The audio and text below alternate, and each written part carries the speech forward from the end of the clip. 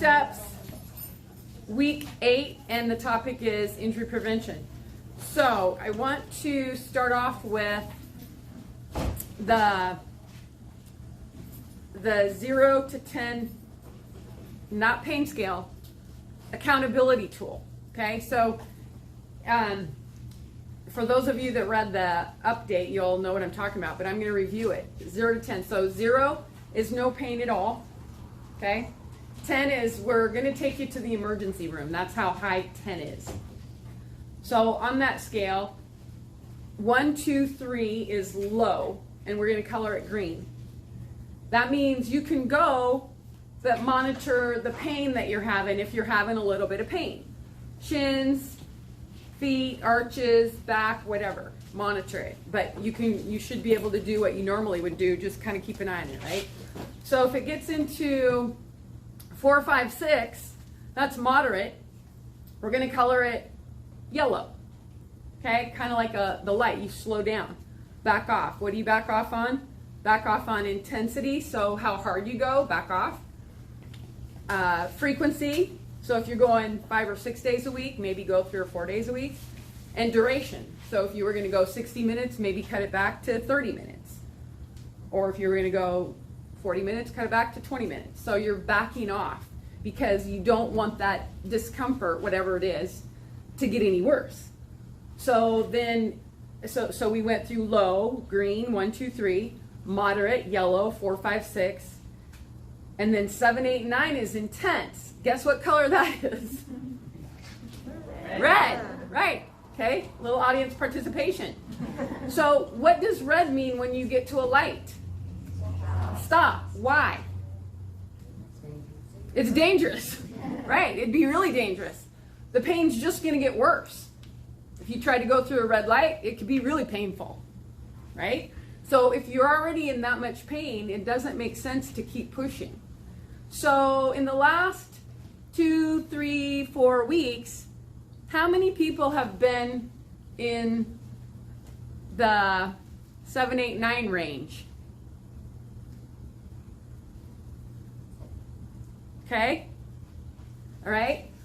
How about the 4, 5, 6 range? Okay. John's going to talk a little bit more about that in terms of not only certain injuries, common injuries and that kind of thing, but how can we prevent those common injuries? Okay. This is somewhat of reiteration of what we've already talked about, right? We've talked about rolling out, stretching, breathing, princess steps, for heaven's sakes. That's a huge deal. Princess steps, warming up. So he's going to add a little bit more information onto that. And I'm going to go monitor the screen to see if there's any questions from out there in the virtual world. I can't think of anything else at this point. So, John, you are on. Hello, everybody. So I saw a couple of hands about kind of 6 to 8-ish range. Okay. Let's talk about that for a second. We're kind of reiterating what Susan was saying. When we're getting from that yellow 5, 6, 7 range into, or the 4, 5, 6 range into that 7, 8, 9, getting into the red range, those are when your body's starting to give you some signals. Okay. Everything about this clinic, everything that Susan has designed, we progress for the first 7 weeks. Okay, it's a 12-week clinic. First 7 weeks, if you've noticed, it's been a little bit more time, a little bit more distance, maybe a little bit more intensity. But if you remember the talk that I did week 3 about the capillaries and heart rate and monitoring your heart rate, if you're doing all those things and gradually building up that aerobic capacity, this is right now where you've built that aerobic capacity, but the muscles are starting to respond. Okay, and if you go to the gym and do a workout, you go out in the yard, you're doing a lot of yard work, start pruning trees and reaching in different directions and things like that you haven't been doing. getting sore the next day is kind of not unexpected, right? You know you're going to have a little bit of soreness because you're doing an activity that's just a little bit out of normal from what you've been doing, okay? Well, for a lot of people that have been in this clinic over these years, those first 6-7 weeks, there's progress, progress, progress, progress. You got all your accountability from all your cats, okay? Adding in the Facebook thing that we did the last couple of years, you know, you're seeing that motivation, you're seeing people's, what they're doing. Hopefully it's keeping you motivated and you're keeping consistent. Consistency, consistency, consistency is the number one thing that's gonna keep away aches and pains and injuries, okay? Inconsistency, starting, stopping, you know, missing some days or weeks, and then trying to catch up, that's always gonna create overstress on the muscles, on the tendons, and that's gonna create some aches and pains, okay? So in that 6, 7, and 8 range, if you've been experiencing that, the first thing you want to ask yourself, is this feeling like too much? Ask yourself, am I staying at conversation pace? Okay, we talked about that in my first talk a couple weeks ago. If you're trying to keep your pace really easy, but you're not able to finish a sentence, you're not at conversation pace. Okay, you're going a little too fast. Your heart is not getting the muscle, not getting the blood and the oxygen efficiently to the muscles, okay? And your muscles' reaction is like a baby that hasn't been fed. It's going to do a lot of screaming, okay? So your muscles are going to kind of scream back at you and say, you know, that's a little too much. You know, that little ache in your shin, in the front of your leg, the knee being a little tight, hips being a little tight. Those are all indications that there's a little bit too much stress taking place on the muscles, on those ligaments, on those tendons, on that connective tissue. Because remember the talk that I did a few weeks ago, first stage, aerobic capacity, aerobic endurance, building that. Second stage, muscle strength, okay? Once you got that aerobic capacity, you start building some muscle strength. Third stage really kind of takes place weeks 10 through 12 and beyond, is the joint stability, the joint strength, the tendons, the ligaments. And those are the places that you might be feeling some discomfort or some soreness right now, okay?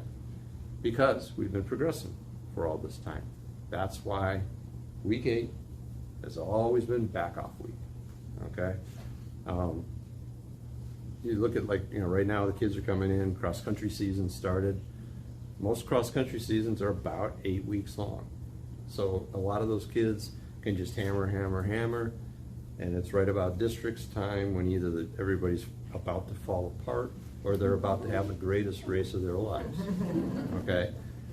2 weeks later, they're not interested in running it at all. They want to just sit on the couch and do nothing, okay? Because they've been pushing, pushing, pushing, okay? If anybody has student athletes at that age, you know what I'm talking about, right? But that's kind of natural, that after about 2 months of really kind of pushing it, you know, so figure 8 weeks, your body starts telling you, you know, we got to back some things off. We either got to back off, number one, on the intensity, not go so hard, back off on the endurance, or the length of time, okay? Back off the minutes a little bit, or back off the days a little bit, okay? So those 3 levels of stress on the body can all be adjusted. Doesn't mean you got to go from 0 to, or from, you know, working out, doing every single workout, getting everything in, and then stopping completely, okay? That's not going to help the body either. It's the dialing it down, backing off just a little bit, dialing down the intensity, or dialing down the endurance, or the distance, or dialing down the length of time that you've been doing it, okay? Princess steps, overstriding, Susan said she's gotten a little bit of reports from some of the leaders that everybody's working on it, and the leaders are out there reminding you. But just that little bit of getting that heel out in front of your body, okay? It's like an emergency brake pulling back on your tendons, especially on your shins and your hamstrings, okay? Your body wants to be able to be flexible and roll forward, move forward, okay?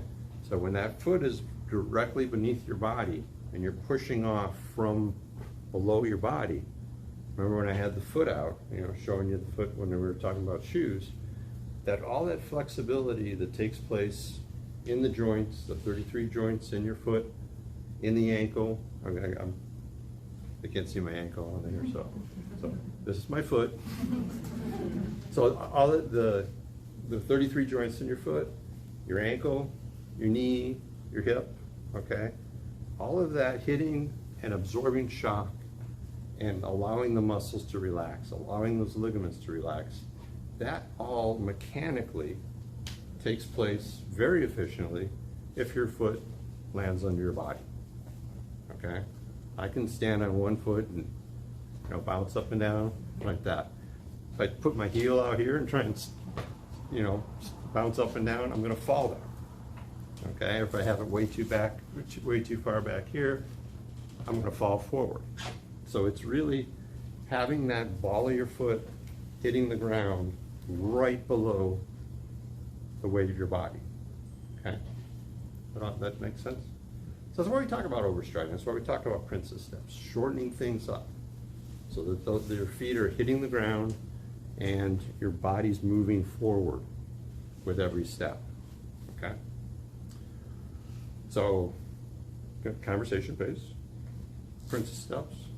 You guys have heard this stuff before, right? Two key things to preventing the injuries, okay? Let's talk about when things do start hurting, when the aches just kind of linger, okay? Key thing is, if you overdo it, you're not gonna know it right away, okay? If you overdo it, but you had a great workout, you overdo it, but you got the entire yard cleaned up, you overdo it, but you got the whole garage cleaned out, you feel great. You feel great about your workout, you feel great about your walk, you feel great about your run, you feel great about whatever task you got done at school or at home or in the garage or things like that. You're not gonna be sore. This is great. I got more done today than I've gotten done in weeks, okay? But then you go to bed the next morning, wow, I'm a little stiff. Something, my shoulders, my knees, my back, something's just a little stiff, okay? And then towards the end of the next day, it gets even worse. That's typical, okay? That when you overdo something, your body really doesn't respond for about 24 to 48 hours, okay? The key to knowing whether or not you're going from a 5 or a 6 on that scale into a 7 or 8, okay, is what happens between 48 and 72 hours, all right, between day 2 and day 3. Day 2 is going to be the day that if you overdid it, day 2 is the day that you're going to feel it the most, okay? Which, catches some people by surprise. They're like, well, if I overdo it, why shouldn't it hurt right away? It takes the body a little bit of time to realize that you overdid it. And 2 days after is really the day that you feel it, okay? Between that 48 and 72 hours, monitor it. Is it getting worse, or is it starting to back off a little bit, okay? Or is it maintaining? If it's starting to back off a little bit, congratulations. You got a good hard workout in, and your body's already starting to recover from it, okay?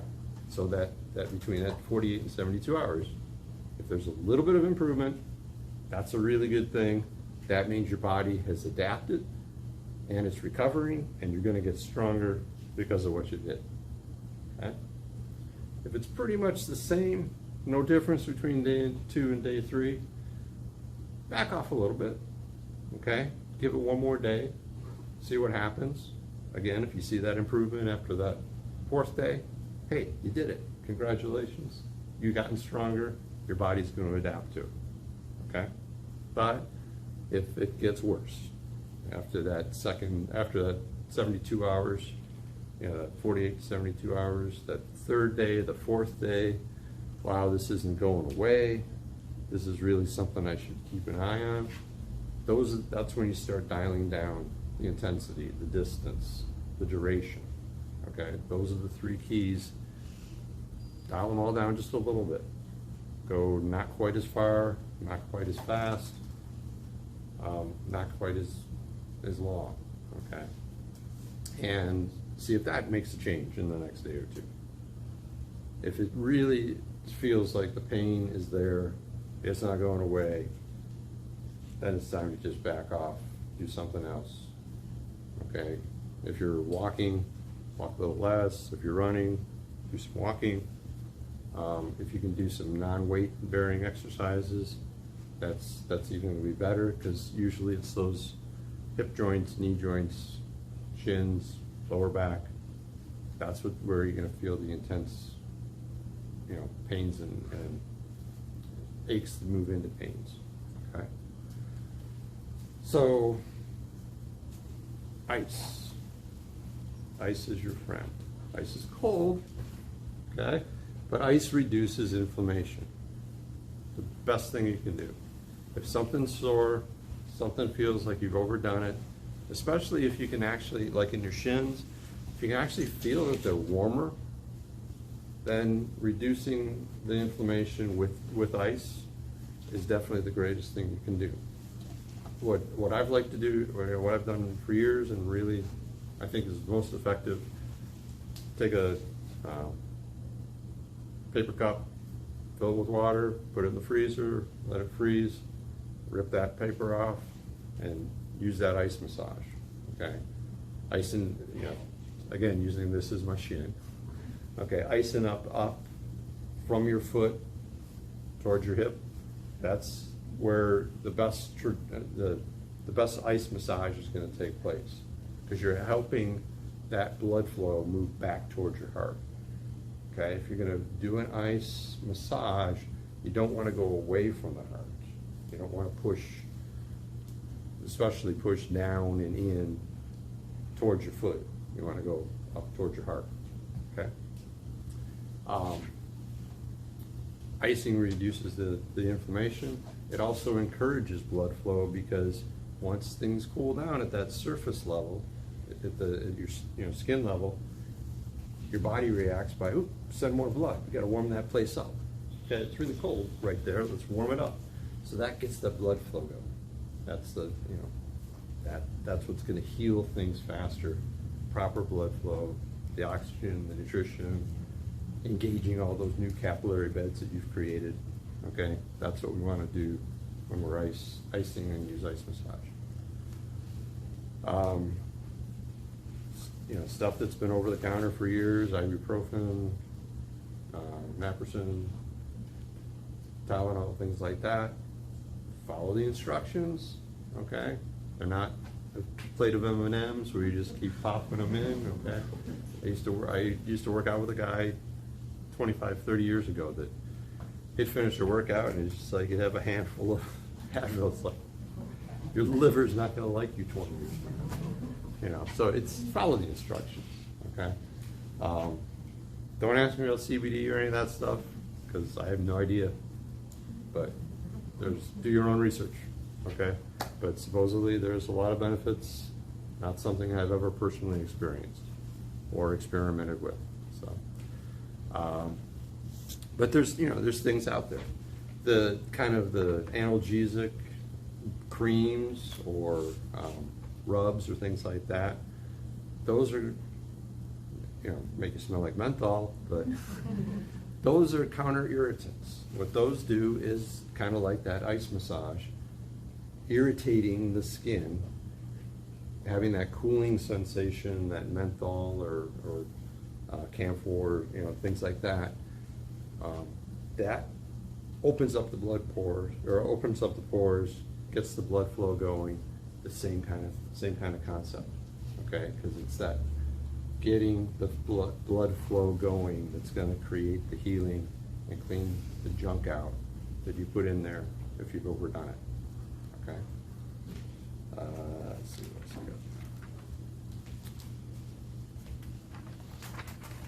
good. We've talked about warm-up a few times here, right? Proper warm-up, more than anything else, really is going to keep aches and pains and injuries from happening. Doing those first 10 minutes or first 15 minutes of any workout a little bit less intensely, easier, and then building up into the workout later. You know, Susan said this over and over. It's in the homework suggestions. I know the leaders do a really good job of reinforcing that.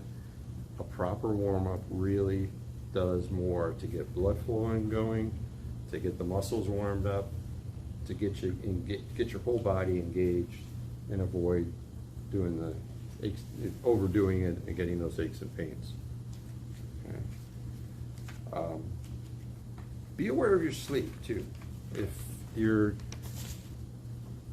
not sleeping well at night, especially after a good workout, you might have had a really good run or a really good walk, felt great, but then you just can't sleep afterwards. That's another sign that you're kind of slightly overdoing it. All right, you should be able to be rested after a workout. You shouldn't feel like you're all jittery and just can't get some sleep. Okay, and if that's kind of a pattern over a week or so, again, back off the workouts just a little bit. A lot of people have asked over the years, what if I do get hurt?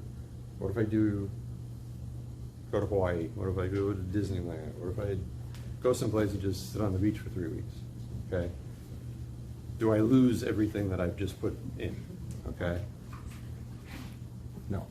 If you've been consistent 6, 7, 8, 10 weeks, it's going to take at least a month, 5 weeks of doing absolutely nothing. Absolutely zero to lose kind of what you've put in. All right, it's that if you've been consistent, you know, if you've been off and on, not real super consistent, then you're going to lose some of that fitness level, but you're not going to lose it all. Because our bodies really adapt pretty quickly, and hopefully, let's see a show of hands. Who feels like they're fitter today than they were 7, 8 weeks ago? Yay! It's working, okay? So that's a really good indicator that this gradual progress, building things up, getting the blood flow going, it's working. And you're not going to lose that by missing one day, or missing a few days, or missing a week, because you've built stuff. Those capillary beds don't dry up overnight. They dry up over the course of a couple of months once they've been established. But the key thing is establish them. Make sure that they're getting, that blood flow is getting through to your muscles. Your muscles are getting stronger. They're getting a little toned. They're getting a little bit fitter, because that's what's going to protect the joints more than anything else. KT tape is, everybody familiar with KT tape or heard what that is? Okay, it's comes in about 1 foot strips, 12-inch strips, and it's got some flex to it, all right? And it helps, it kind of mimics what goes on in a tendon or ligament, and it pulls away the, the top, fascia, the top layer of the skin. So it allows more blood flow to get into that area. The interstitial fluid, the fluid that moves kind of underneath your skin, that's what something like KT tape does. And the website that KT tape uses, if there's an area of your body that's sore, you just kind of click on that with your mouse or your finger on your phone, And it brings up videos and shows you how to properly put that stuff on. And really, I mean, it's the volleyball, the gal that was in the volleyball that was always like KT taped all over the place. And you saw it a lot on the gymnasts this year and a lot of the track runners. It really does work. It really does help. So if there's especially the shins or the quads, hamstrings, IT band, those are the areas that definitely something like the KT tape can help. Susan's covered rolling out. She's covered core. So you think of all these different talks and how they're all starting to piece together. These are all little things that you can do.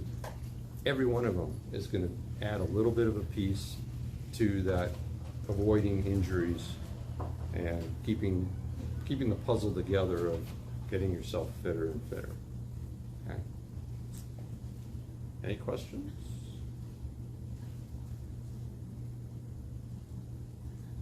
I'll see if there's any questions. Okay. All right. Susan's gonna check the screen, see if there's questions out in the virtual land. Yes. The KT tape, does it have latex? Is it latex free? There's two different versions of it. I think one is, one isn't. Yeah. But that's a good question. Here's a question. Yes? Question? Do you have any advice for avoiding cramping post-exercise or managing them once they come on? Okay. Question about cramping post-exercise. Hydration. More than anything else, cramping is usually a dehydration issue, okay? Where your muscles just need more water, they're screaming for it. Or the electrolytes, things like the Noon tablets or Fizz tablets or Endurolytes, which are actually the proper mixture of potassium, sodium, magnesium that your body needs, okay? Cramping is caused when there's an imbalance in that sodium potassium levels in your working muscles. Partially overdone if you've overdone it, but also if you're dehydrated and again the fluids aren't moving through the muscles, aren't moving those electrolytes into your system. You cannot store extra electrolytes, okay? If you try, then you know your urine looks like those really bright shoes on the wall, okay? Our bodies don't store extra electrolytes, okay? But if it's a super hot day, like we had this summer, or you know you're going to go longer, you're going to go on a long hike or a long bike ride or something like that that's got a little bit more endurance, then having those Endurolytes, having some of the Noon or the electrolyte drinks, Gatorade. For a while, I was making a lighter version. It was actually really a good version rather than just a bunch of sugar. candy. So the athletic drinks that are more that say that they have the electrolytes in them, those are the ones you're going to want. Of course, those are all the ones we sell too. So. Any other questions? Just one. Why do you want to do the ice massage towards your heart versus away from the heart? Because what you're trying to do is encourage venous flow. So the flow from out of your heart, arteries go out, veins come back in. So the venous flow is always back to the heart. Okay, your veins, and they have valves in them. Okay, microscopic valves in your veins. You don't want to damage those, so you always want to move back towards the heart. So if anybody's had massage therapist, that's rule number one. The first thing you learn day one of being a massage therapist: always massage towards the heart.